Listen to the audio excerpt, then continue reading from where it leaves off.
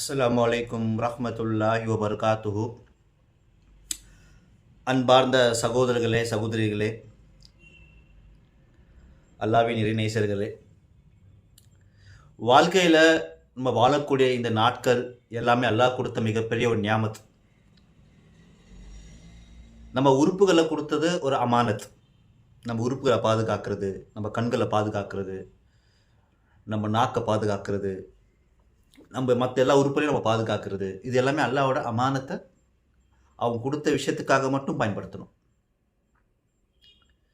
இப்போது நம்ம வாழ்க்கையில் நோக்கம் நம்மளுக்கு தெரியல.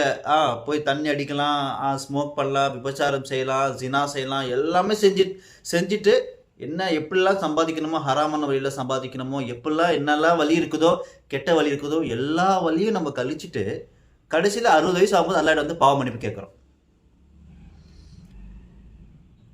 ஒரு மனிதனாகிய உங்களுக்கே அந்த அளவுக்கு நீங்கள் கிரிமினல் ஐடியா வச்சுருக்கீங்க, நல்லா உங்கள் மூளை வேலை செய்யுதுன்னா, உங்கள் மூளை படைத்த ரப்பை கொஞ்சம் யோசித்து பார்த்தீங்களா? உள்ளங்களை அறியக்கூடியவன். நாளைக்கு இந்த நேரம் என்ன நடக்க போது உங்களால் சொல்ல முடியுமா? நான் எப்போ மவுத்தாவேன் உங்களால் சொல்ல முடியுமா? ஒருவேளை அல்லாஹ் மவுத் இந்த டைமில் நீ மவுத் ஆக போகிற அப்படின்னு நல்லா தெரிவிச்சிட்டா இருந்துச்சிங்க, அந்த மவுத்து வர வரைக்கும் நம்ம பாவம் செஞ்சுட்டே இருப்போம். நாளைக்கு தானே மவுத் ஆக போகிறேன். இந்த தாடி இதை பாருங்க, நீங்கள் திருமணம் பண்ணிக்க போகிறீங்கன்னா நல்ல விஷயம் புரிஞ்சுக்குங்க. என்னோட உயிரிலும் மேலான நபி ஸல்லல்லாஹு அலைஹி வஸல்லம் அவர்கள் என்னோட மிகப்பெரிய சுன்னத், ஒரு நிஷானின்னு சொல்லுவாங்க, அடையாளம் தாடி. சரிங்களா? அட்லீஸ்ட் ஒரு முட்டி தாடியாச்சு நீங்கள் வைங்க, ஒரு கை அளவு தாடியாச்சு நீங்கள் வைங்க. உங்களோட அந்த தொண்டையோட இருக்கிற உள்ள இது தொண்டை இருக்கு இல்லையா, இதை மறைவக்கூடிய நிலைமையில் அது தாடி இருக்கணும். அந்த பெண்ணை நீங்கள் விரும்பி கல்யாணம் பண்ணிக்கோங்க. எந்த பெண்ணுக்கு தாடி வைப்பது, எந்த பெண் நபி ஸல்லல்லாஹு அலைஹி வஸல்லம் அதிகமான அவங்கள என்ன சொல்கிறது நேசிக்கிறாங்களோ அந்த மாதிரி பெண்களை தேடி நீங்கள் நிக்கா பண்ணிக்கோங்க. தாடி வைத்த மருமகன், தாடி வைத்த கணவன் தான் எனக்கு வேணும்னு சொல்கிற பெண்களை நீங்கள் நிக்கா பண்ணிக்கோங்க. சுப்ஹானல்லாஹ். வாழ்க்கை ரொம்ப ராகத்தாக இருக்கும். ஹைர், நாளைக்கு கியாமத் நாள் எப்போ வரப்போகுது, நம்மளோட மவுத்து எப்போ வரப்போகுது, அடுத்த நிமிஷம் என்ன நடக்க போகுது, உங்களுக்கு ரிசல்ட் என்ன எழுதப்பட்டிருக்கான். இப்போ ரொம்ப சயின்டிஃபிக்காக எல்லாமே ஒரு மெடிக்கல் சயின்டிஃபிக்காக எல்லாமே ப்ரூவ் ஆகுது. மாசமாக இருக்கும்போது அது ஆண் பிள்ளையா இல்லை பெண் குழந்தையான்னு சொல்லி நீங்கள் கண்டுபிடிச்சிட முடியும். ஆனால் அந்த ஆண் குழந்தையோட பெண் குழந்தை பிறப்பு எப்போன்னு உங்களால் கண்டுபிடிக்க முடியுமா? அதோட இறப்பு எப்போன்னு கண்டுபிடிக்க முடியுமா? சயின்ஸில் அந்த மாதிரி ஏதாச்சும் உங்களுக்கு ஆப்ஷன் இருக்கா? சரி பண்ணுங்க. அந்த மாதிரி ஆப்ஷன் ஏதாச்சும் இருக்கா?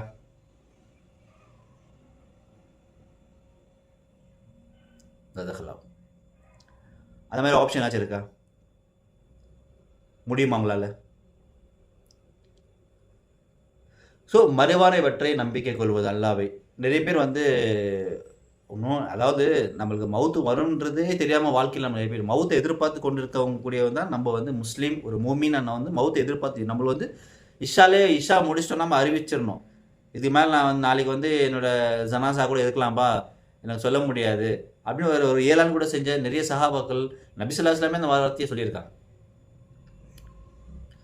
ஸோ நிச்சயமே இல்லாத இந்த வாழ்க்கை, அதாவது கொசு ரக்கை கூட ஈடாகாத இந்த துனியாவை வச்சு நம்ம ஏன் கட்டி பிடிச்சி அடைச்சி அதை காதலிச்சுட்டு, அவன் அப்படி ஆயிட்டான், இவன் எப்படி ஆயிட்டான், அவன் பெரியாள் ஆயிட்டான், அவனால நான் வாழ்ந்து காட்டணும். அஹ்லாக், அல்லாஹ் கிட்ட நிறைய நம்ம கேட்க வேண்டியது அஹ்லாக்.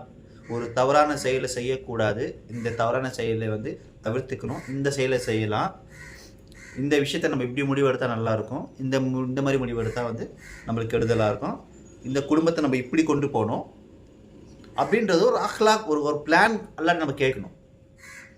நிறைய பேர் புலம்புறதை நான் பார்த்துருக்கேன். ஒரு விஷயத்தை பிளான் பண்ணி முடிப்பாங்க, அதுக்கப்புறம் புலம்பிட்டு இருப்பாங்க. ஏன்னா அஹ்லாக் அவங்கள்ட்ட கம்மியாக இருக்கும். செஹத், அஹ்லாக், ஆரோக்கியம், நல்ல அறிவுள்ள ஒரு சிந்தனை நல்ல சிந்தனை செய்யக்கூடிய அந்த திறமை ரெண்டுமே அல்லாஹ்ட்ட நம்ம கேட்கணும். மற்றெல்லாம் நம்ம சம்பாதிச்சிடலாம். பணம் காசு அதெல்லாம் நம்ம சம்பாதிக்கிறது தான்.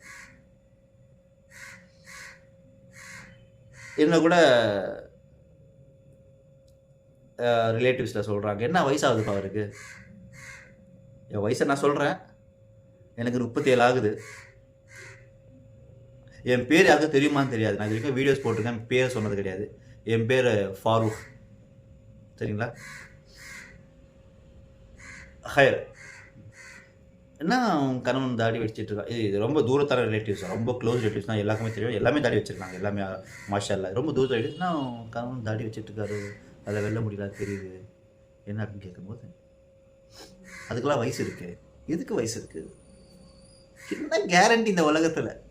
இதை நான் இப்போ பேசிட்டு இருக்கேன், பயன் பண்ணிட்டு இருக்கேன். இதை பயணம் முடிச்சுட்டு நான் அப்படி போவேன். தடுக்கி கீழே வந்து மௌத்தா போகலாம்.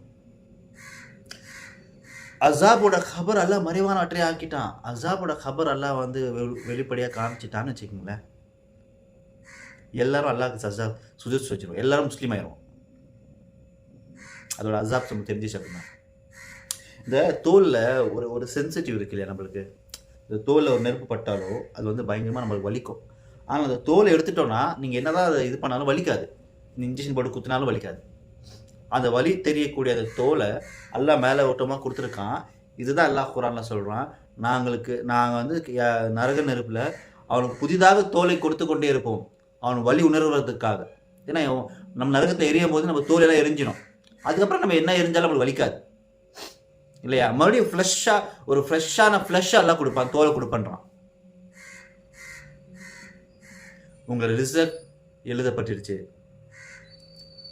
நீங்கள் பிறந்த உடனே நல்ல ஒரு க்ளோஸ் அல்லாவோட மிகப்பெரிய ஒரு குதிரத்தை, நம்மளுக்கு அல்லா தான் ரிசல்ட் கொடுக்குறான்றது நம்ம தெரிஞ்சிக்க வேண்டிய ஒரு குதிரத்தை நீங்கள் தாய்கிட்ட நீங்கள் அந்த குழந்தை இந்த பிரசவம் முடிஞ்சோடனே அந்த குழந்தை வெளியே வந்தோடனே இங்கே பால் சுரக்க ஆரம்பிச்சிடும் அவங்க மார்பில்.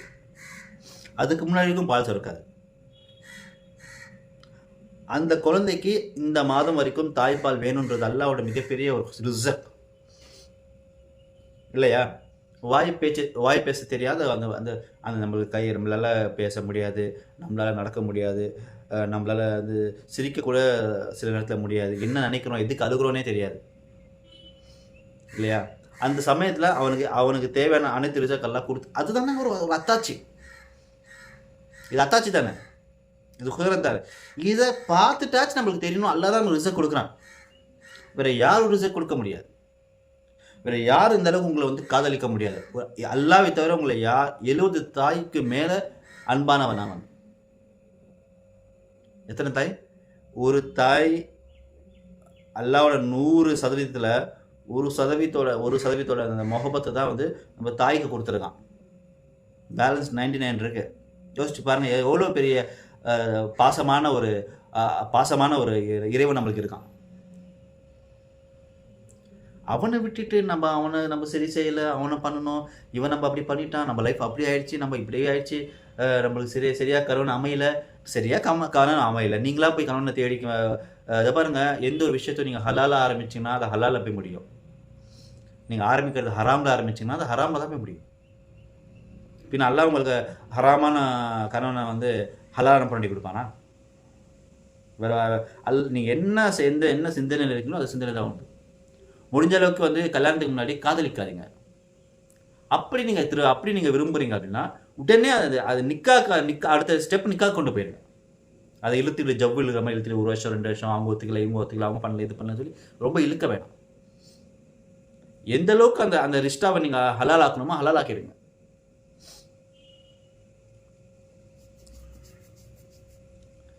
தாய் தந்தை இல்லாமல் ஒரு பெண்ணுக்கு வந்து வழி வேணும், சாட்சிக்கூடிய அவங்க தரப்புலேருந்து சாட்சிக்கூடிய வழி வேணும். இதெல்லாம் இருந்தால் தான் வந்து நீங்கள் ரிஜிஸ்ட்ரேஷனில் போயிட்டு நிக்கா பண்ணாலும் நிக்கா செல்லுபடி ஆகாது. சரி, நான் டாபிக் விட்டு யாரும் எங்கேயோ போயிட்டுருக்கேன்.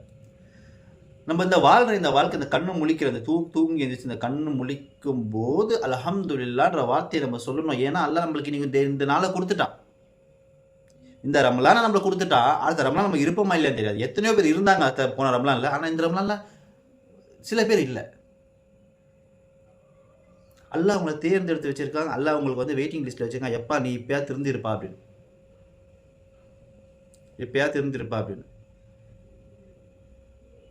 அது நம்ம வந்து அந்த வாய்ப்பை பயன்படுத்தாமல் நம்ம இஷ்டத்துக்கு நம்ம வாழ்க்கையை நம்ம இன்னும் இருக்க போகிறோம், இன்னும் எத்தனை வருஷம் இருக்க போகிறோம், அதுக்கு நம்ம என்ஜாய் பண்ணலாம். இங்கே நம்ம என்ஜாய்மெண்ட் பண்ணுறதுக்காக வரல.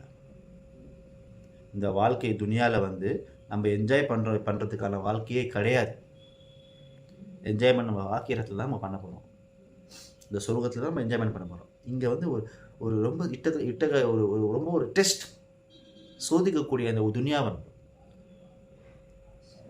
எல்லாமே ஒரு நாடகம் மாதிரி நம்மளுக்கு பார்த்துக்கணும். எப்போ வந்தாலும் டைம் தான் நம்ம கிளம்புறதுக்கு ரெடியாக இருக்கணும். மவுத் நம்மளுக்கு பின்னாடியே இருக்குது. இதை இந்த மவுத்து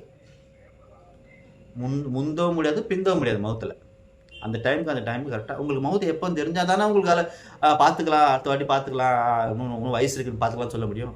மவுத்து உங்களுக்கு எப்போன்னு தெரியாது. அல்லா அந்த விஷயத்துலலாம் ரொம்ப ஒரு அல்லாவின் மிகப்பெரிய ஒரு சிறப்பு தன்மை அது. நல்லா யோசிச்சு பாருங்களேன். எவ்வளோ நம்மளை பற்றி முழுசாக தெரிஞ்சவன் ஒருத்தன் அவன் தானே. இவன் இப்படிலாம் யோசிப்பான், இவன் இப்படிலாம் செய்வான். ஒரு கிரிமினல் மைண்டு.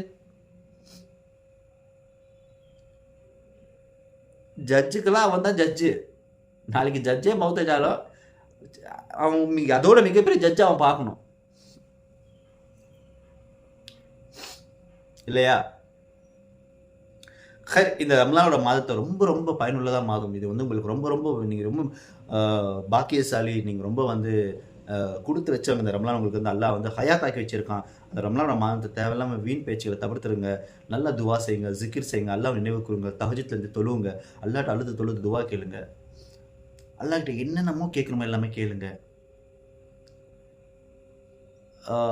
நீங்கள் இஃப்தாருக்கு சாப்பாடு கொடுக்குறீங்க, சாப்பாடு நீங்கள் அரேஞ்ச்மெண்ட் பண்ணுறீங்கன்னா என்னோட தனிப்பட்ட ஒரு வேண்டுகோள், இல்லாதவங்களுக்கு நீங்கள் இஃப்தாருக்கு ஏற்பாடு பண்ணுங்கள். இருக்கிறவங்களுக்கே வேணும். அவங்க நீங்கள் கொடுக்கலன்னா கூட அவங்களுக்கு யாரும் அவங்க அடுத்ததுக்கான அந்த ஏற்பாடுகளை அவங்களுக்கு செஞ்சுக்க தெரியும். நீங்கள் கொஞ்சமாக இன்வெஸ்ட் பண்ணாலும் அதோட பலன் ரொம்ப அதிகமாக இருக்கணும். நீங்கள் அதிகமாக இன்வெஸ்ட் பண்ணிட்டு அதோட ப்ராஃபிட் கம்மியாக இருக்குன்னா அது வேஸ்ட்டு தான். முக்கியமாக இந்த ரம்லான் மாதத்தில் பார்த்தீங்கன்னா இந்த பிஸ்னஸ் அப்படியே இந்த ரம்லான் மாதத்தில் இந்த பிஸ்னஸ் கண்டிப்பாக பண்ணால் பிச்சுக்கிட்டு ஓடும். எல்லா மஸ்ஜித்லேயும் இது அறிவிப்பு செய்யணும். அல்லாவுக்காக அல்லாவோட அச்சத்துக்காக நீங்கள் எந்த ஒரு ஜக்காத்தையும் எந்த ஒரு நீங்கள் ஹதியாவையும் அது கஞ்சிக்கு கொடுக்குறதா இருக்கட்டும், மற்ற செலவு மசூதிக்கு செலவாக இருக்கட்டும், நீங்கள் உங்கள் பாவத்தை இது பண்ணுறதுக்காக ஜக்காத் கொடுக்காதீங்க. ஹராமான சம்பாதித்து நீங்கள் ஜக்காத் கொடுக்காதீங்க. அது மற்றவங்களுக்கு பாதிக்கும். எவ்வளோ நோம்பாளிங்க இருக்கிறாங்க. ஹலாலான இருக்குதுன்னா அது ஹலாலான நீங்கள் சம்பாதிச்சிங்கன்னா கண்டிப்பாக அதுக்கு ஜக்காத் செய்யுங்க. அதுதான் உங்களுக்கு மௌத்துக்கு அப்புறமா உங்களுக்கு அது உங்களுக்கு அது பயனுள்ளதாக இருக்கும். கபரோட அசாப்லேருந்து பயனுள்ளதாக இருக்கும்.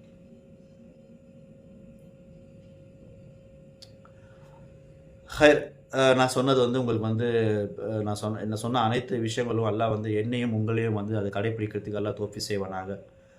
மென்மேலும் அல்லாவோட பாதையில் அல்லாவுக்கு பிடித்தமான பாதையில் அல்லாஹ் மகிழ்ச்சி அடையக்கூடிய அந்த மக்களும் நம்ம கூட்டமாக ஆக்குவானாக.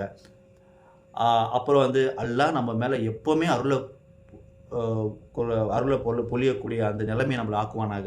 நம்ம பிள்ளைகள், நம்ம மனைவிகள், நம்ம உற்றார் சகோதரர்கள் எல்லாரையும் அல்லாஹ் ஹயாத் கொடுத்து நல்ல ஒரு சாலியான ஒரு குடும்பத்தை, எந்த ஒரு சண்டை சச்சரவு இல்லாத ஒரு குடும்பத்தை அல்லாஹ் நம்மளை ஆக்கி வைப்பானாக. அதிகமான ஜக்காத் கொடுத்து நம்மளுக்கு ஹஜ் உம்ரா செய்யறதுக்கான வாய்ப்புகளும் அல்லாஹ் வழங்கிடுவானாக. ஆமீன் ஆமீன். அல்ஹம்துலில்லாஹி ரப்பில் ஆலமீன். அஸ்ஸலாமு அலைக்கும் வரஹ்மத்துல்லாஹி வபரகாத்துஹு.